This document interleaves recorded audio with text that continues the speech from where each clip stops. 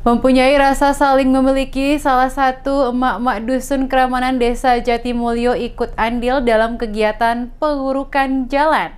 Meski tak sekuat laki-laki, namun perannya mampu memberikan semangat Satgas TMMD guna mensukseskan TMMD di dusun tersebut.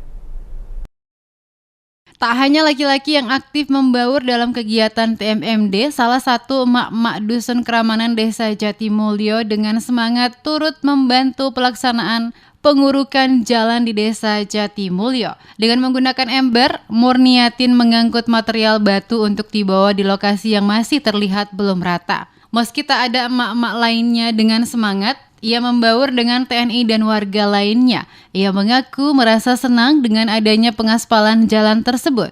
Ia tidak bisa tinggal diam saat melihat Satgas bekerja. Meski hasilnya tak seberapa, setidaknya ia tidak berpangku tangan. Ia juga berharap pembangunan jalan dapat diselesaikan dengan cepat sehingga dapat segera digunakan.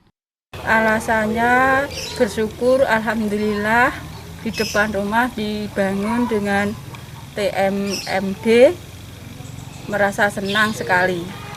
Nggak ada perintah dari hati saya sendiri. Harapannya pengen jalan ini cepat selesai dan bagus.